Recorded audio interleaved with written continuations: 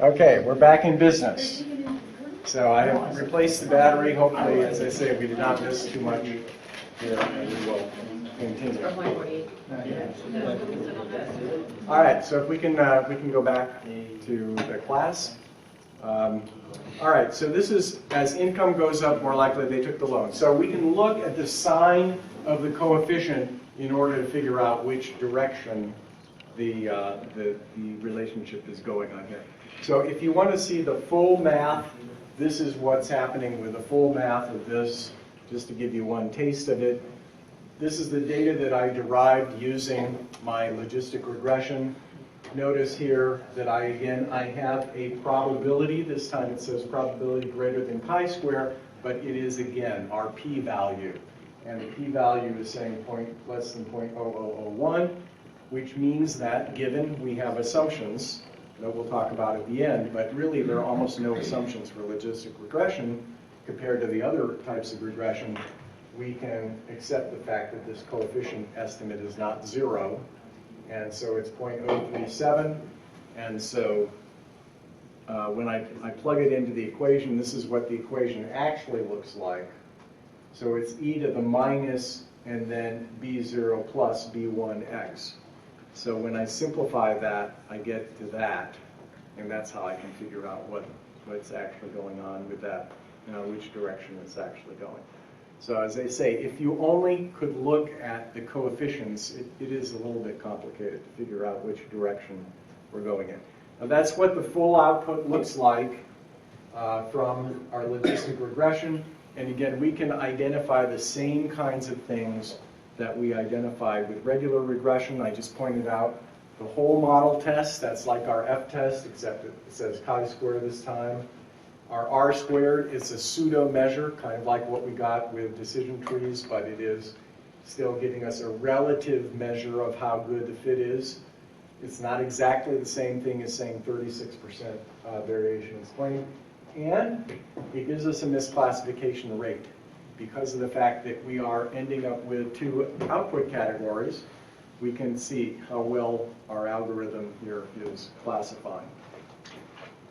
So now we come to one of the critical points that makes logistic regression different than regular regression, and it's going to give us that number like 9 times more likely than something else. And it's called the odds ratio. So I hope that you can follow along. I'm going to try to explain this step by step to get to this particular way of understanding the output of logistic regression.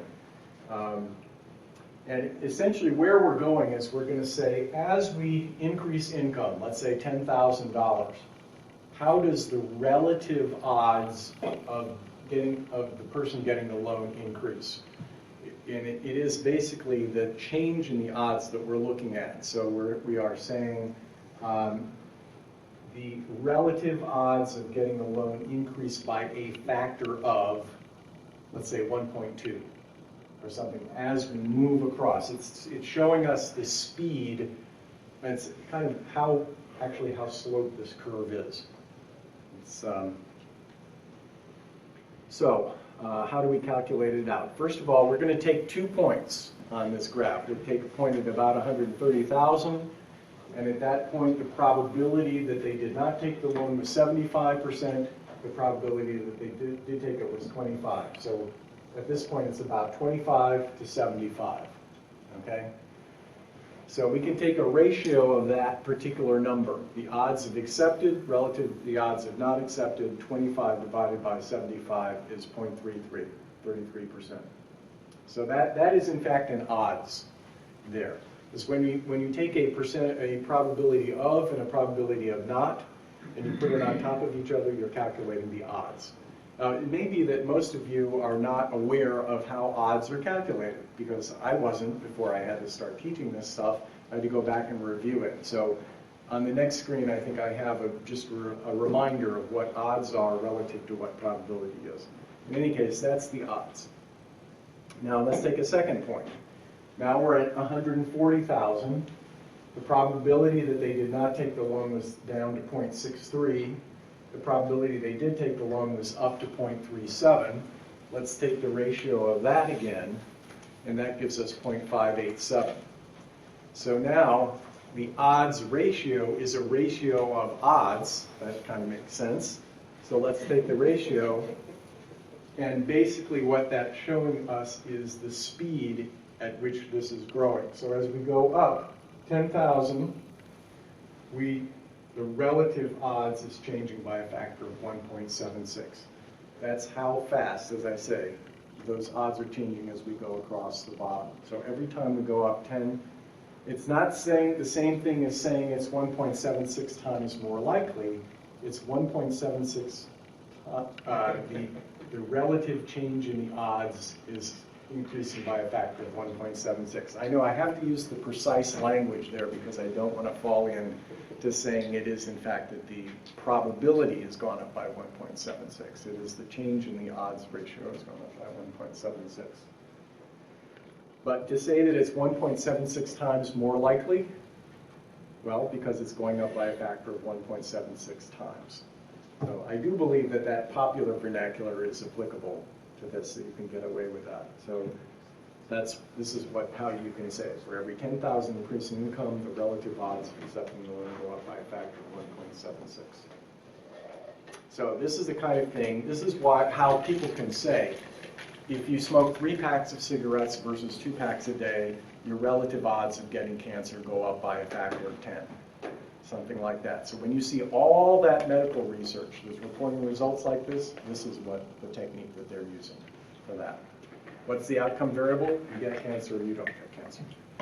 Any questions at this point? Okay, all right.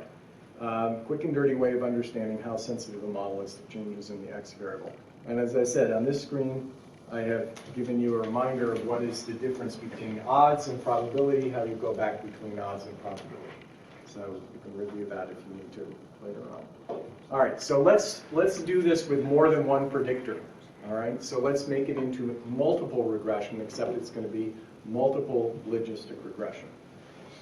So in this particular spreadsheet, I have a bunch of variables. I've taken out customer ID because, again, an ID type of a number, a zip code, those are numbers that are too, first of all, zip code would be too many classifiers. We wouldn't have enough data. We needed 30 records for every zip code in the data set. We'd have to have a few million records rather than what we have. So we couldn't use zip code. ID we can't use because that refers to every individual person in the data. That wouldn't we can't classify by individual person, otherwise we're not doing anything.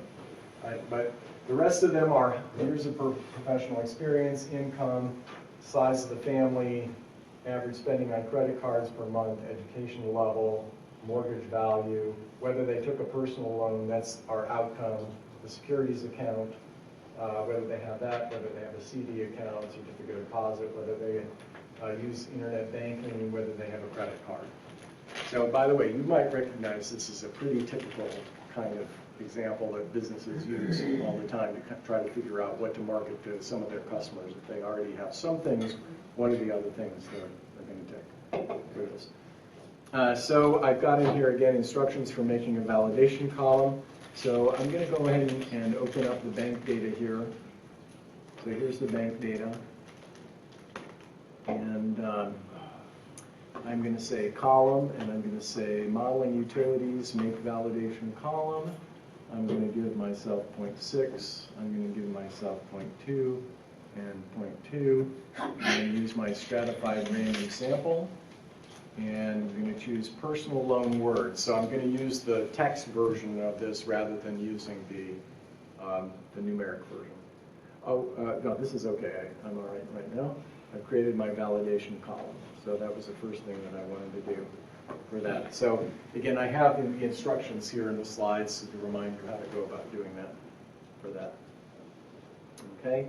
Now, the second thing is, if you notice, all of these security, CD, online credit card accounts, those are all ones and zeros.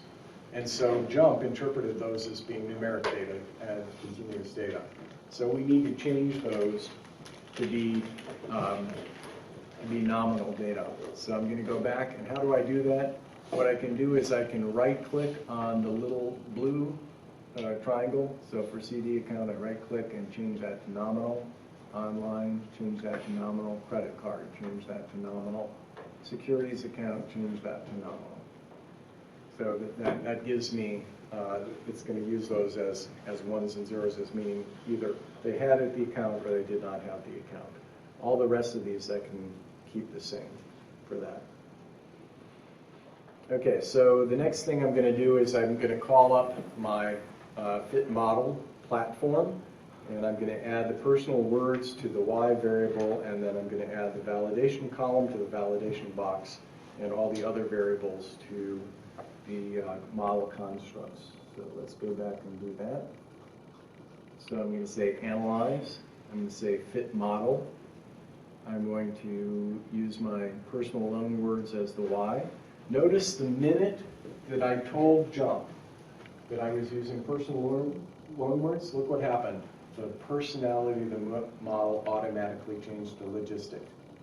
Jump figured it out, that if I was using a categorical output, I could not be doing ordinary regression. I have to be doing logistic regression. And then I'm going to, let's say, put age, experience, income, family, credit card, education, mortgage, security, CD, online, credit card. All of those are my predictor variables. And my validation column has to go in validation. This again, see, you are so much better off. I know you don't want to hear things like this, but when we first started teaching this with Jump 9, there was no validation box here. If you want to do validation, what you'd have to do is, there was no validation column. You had to manually split using a random number generator, manually split the data into two sets, make your own validation column. Then what you had to do was you had to run the model using just the, with all the test data excluded, and then you had to save the prediction formula and calculate the confusion matrix from the test data. It's very complicated. So we do it all in one fell swoop. So I'm going to click run, and boom. I've got, it's showing me my most important variables, just like we just saw with the regular regression and we just saw with our partitioning. It's going to show me my whole model. It's going to show me my my parameter estimates, effect the effect tests, and then if I go to my red triangle, it will show me my confusion matrix. So here I've got the confusion matrix for the training data, for the validation data, and for the test data. So now I can compare this directly to the results that I would have gotten from. I'm sorry. Now sometimes if a sound is unfamiliar to me, I don't know why I'm hearing it, if it's distorted in my ears for some reason, or if it's the real sound out there. So it's confusing to me. Some sounds are confusing. All right. So we can follow a standard format for reducing the model depending on what we think our objectives are for. Yeah, thank you. I appreciate that. Now I know who to ask. I should have been doing that from day one to have you helping me out with that. So we can reduce. So which ones would we take out of the model based on what we see here?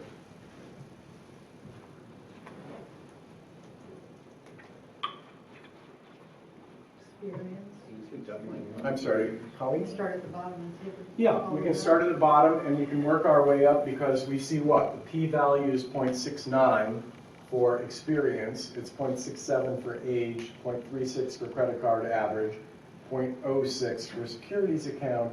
Securities account is starting to play a small role in the model even though the p-value is not very large. So probably we could get rid of credit card average, age, and experience, throw them out, and we have exactly the same model at this point. But this is where we get into the clash of data mining versus statistics. Okay? So what we just did was we divided up our data into 3 portions, and we used the training and the validation data to create a model. We tested it. If we find that there's no significant difference between our confusion matrices, if we don't think this model is overfit, we don't have to use a statistics approach and get rid of any of these things in the model. We can just take it as it is, because in effect, we're not trying to find out the why. See, if we were doing a scientific research project and we wanted to know why people took the loan, we might say, oh, experience is not a significant variable. But for the purposes of creating this model, as long as the model works, we don't care what it's telling us in a way, about experience or not. Now, it is interesting to note that income, education, and whether they had a CD account seem to be playing the most significant role there. But we may or may not reduce the model depending on what our goals are for this. And so we see the whole model is significant. We get an R squared. We get our misclassification rate. So here's where we can look across. We see 0.045, 0.05, 0.055. So it's really actually not that unusual to find that the test data would perform a little bit worse. It's just like when you go in to buy your dress off the shelf and you find that it doesn't fit quite as well as it seems to fit the model, right? But it still fits okay.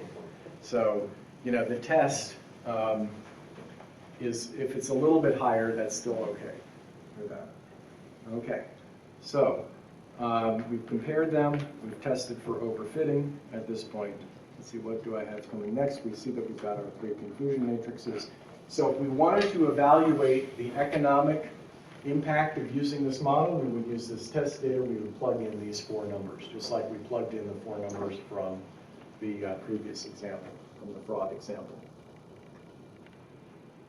Now, we want to know, though, how each of these factors, like income and family, if income goes up, we already saw that the probability goes up. But what about family size? If family size goes up, then we have a higher probability of them taking the loan. And so we see the signs of all of these coefficients, so that tells us something if we want to go back and work our way all the way through the logistic regression equation and do that. There's an easier way to figure it out. But the first thing to notice down here is this says for log odds of accepted over did not accept. That's a jump telling us which of the 2 variables you consider to be the more important, that is to say the class of interest. We're interested in if people are accepting loans. If this said for log odds of did not accept / accepted, all of these numbers would be backwards. And then to interpret them, we would have to interpret them backwards. So that's why it's important to pay attention to what it says at the bottom of the parameter estimates. I don't think, yeah, these are the parameters we ended up with. Okay, so here's the next thing. I've shown this to you before, but I think you're going to really be, again, I hope you're impressed with the next thing that we're going to see here. And this is the profiler. So profiler, and I'll call it up in a minute here, but it's going to show us the 2 states. The one that is the state of interest is shown in the bottom. The one that is not the state of interest is shown at the top. And this is one of our variables, income. And this is showing how the odds change as we move the income higher. So does this remind you of what we saw when we did the single logistic regression? It looks almost exactly the same, right? It's a single logistic regression. So as we move this red line over, what's going to happen is we're going to see how the odds ratio changes. Actually, the ratio, the probability between, that is the odds themselves, not the odds ratio, how the odds changes, how probability of do not accept and accepted changes over this. So let's go ahead and call up the profiler. And so here's my model, and I'm going to say red triangle, and I'm going to say profiler. Now, here is one reason to get rid of some of those variables that you're not interested in, and that is to say they won't come up with the profiler. So you can make the output a little bit simpler to see. They're also being sorted, I think, well, I don't know exactly, maybe in the order that they were put into the model on this. But this is a little bit difficult to see, but notice right now income is set at 73,000, and it's showing a probability of did not accept of 98%. Now I'm going to start dragging income over. All right, you see how that probability is going down? And now it has enough space to show what's going on with the accepted probability. As I get up towards 200,000, I get to 84% chance of acceptance. So see how that's changing? Way down here, it's almost 100% do not accept. Way up here, it's almost 100% they do accept. So it's showing the central role that income plays in this model. Now, can you look at, I don't know, you probably can't see this very well at all, but maybe you can do it on your own machines. But as I move the experience, the income, notice how the shape of the experience curve changes. So I'm going to move the income over. See how that experience changes? So when I'm way up here, it looks like it has more sensitivity to changes in experience than when I'm way down here. Way down here, experience doesn't make much difference, although if I get the very most amount of experience, I'm coming up here, I'm getting a slightly higher probability of acceptance. So this is something, this profiler is something that you can't do with the decision trees, right? But you can do it with this data to understand how your variables are interacting with each other. And I think that this is probably one of the strongest features that you have of JUMP. So what would you say on age? As age goes down, what's going to happen? Is our probability going to go up or down? Down, right, because you already figured out that the direction of the curve corresponds to whichever, increasing the odds of the category that we are interested in. So as age goes down, we have more of a as age goes up, more of a likelihood that they will not accept. As experience, income, family, credit card, education, all those go up, more probability that they take the loan. As mortgage goes up, more likely they won't take the loan. If they do have a securities account, they're less likely to take the loan. If they have a CD account, if they do not have a CD account, if they have a CD account, more likely to take the loan. If they're online, less likely to take the loan. If they have a credit card, less likely to take the loan. So that gives us some very, very useful information right there to understand how all of the different pieces fit together. Questions?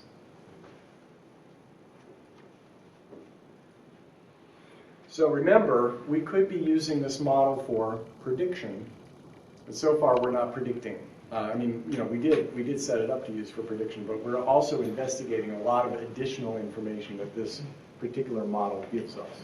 So let's go and look at one more piece of information here. I'm going to click on the red triangle, and I'm going to say, give me the odds ratios. Now, this can take a while. When you do the tennis, this could take as long as a minute or 2 minutes. It's a very intensive calculation. So don't start to think that your computers are failing or anything, especially if you have slower, older models, not too much memory. It may take a while for this. And also for the odds ratio for things that are categorical, that is a pretty complicated interpretation there. So I'm really not going to touch on it. But we see that we have two things here. One's called the unit odds ratio, and the other is called the range odd ratio. So I need to explain those concepts as well. And then we're getting close to the end of the concepts that we need to explain. So the odds ratio, this is basically what we're looking at on the screen here, something similar to this. So unit odds ratio, the interpretation of that is how the relative odds change if your income goes up by 1 unit of whatever the units are. So the units in this case were $1,000. So for every additional $1,000, the relative change in the odds is 1.059. For every change in family, which I think means adding 1 additional family member, the unit change in the odds goes, or relative change goes up by 2.1. So you can say that adding another person to your family makes you much more likely makes that odds grow at a much faster rate than if you just add $1,000 of income. If your education level goes up by 1 unit, let's say you go from having a college degree to a master's degree, or a master's, or no to college, high school to college, to master's, master's to PhD, that's going up at 5 times faster. And if you, the amount that your mortgage, that's 1.001. Remember that we said mortgage was a very low p-value. Well, this is reflected right here because we see that there's almost no change at all based on mortgage. So that's, again, a non-factor in this. So the unit odds ratio is always dependent on the unit. So that's why it's hard to compare what's happening from one to another on this. Any questions about what we're looking at with the unit odds ratio? All right, so in the Agassi case, what you're going to see is the odds ratio is going to tell you what is the relative change in the odds of Agassi winning the point based on whether or not he hits one more shot of a certain type in the rally. So that's going to be fun. The range odds ratio says that if you started with the lowest possible value in your data set and you went to the highest possible value, so let's say you go from $10,000 up to $250,000, the overall relative change in the odds in that case would be 258,601, 258,601. So that final ratio is of odds, that final odds over the first odds would be 258,000, would be what that number would be. So what that gives you is an overall sense of how big the scope of the change is over the range of values that you have. So again, something like mortgage only has a range of 2.6. Income has a range of 258,000. But clearly, given the units of income that we're using, we're traversing a very wide range from almost 0 to almost 1 probability to give us that big a change. Whereas in the mortgage case, we're not traversing that very big range there. So these are, these are things that you won't need to use for the assignment that we're talking about. But again, for the thoroughness of this class, to give you an idea of what everything is about, I'm mentioning what the idea is of the odds ratio, but it does show up in this Agassi assignment that's coming up for this. Okay, so what was the answer to our sideboard question? When we said that it was 19.6 times more likely, this is what I think that how they were doing the calculation. I think this was the questionnaire that they used. They had people answer 6 questions related to monitoring control. Lack of progress goes unnoticed. Lack of progress goes unnoticed due to absence of checkpoints, due to failure to adhere to the schedule, not monitoring significant risk factors, senior management fails to monitor, managers lack necessary controls, senior management doesn't have a responsibility. And so if all 6 statements are true, the likelihood increases by a factor of 19.6. So this is what I think they did to calculate this. They started out with this state, so this is the lower end of the range odds ratio, and then these would be intermediate states, but when they went to the state of having all 6 of these checked, that's where they got the 19.6. So you would only get that 19.6 if all 6 of those factors were bad. You know, bad monitoring, bad adherence to the schedule, bad having checkpoints, bad monitoring, et cetera, et cetera. So anyway, I don't know if you're interested, but that's how I interpreted that. So a couple more items and then we're finished with logistic, and then you can try it out yourself. So p-values for predictors. It's determining whether or not to include a variable. It's helpful if we're doing like retrospective research, if we're doing scientific research for modeling. It's not necessarily that important. Basically, there are no assumptions we have to worry about, but we still should have something like 30 values per predictor. Keep that as your standard. And also explanatory variables should not be highly correlated. If you have columns that are highly correlated, it will throw the model off in terms of which one it's introducing in there. So drop the one that's least important. And then the R squared, remember that that's not exactly the same thing as an R squared in a regular regression. So that's the pseudo number for that. There is another thing that you can look at with the logistic regression. It's called the lack of goodness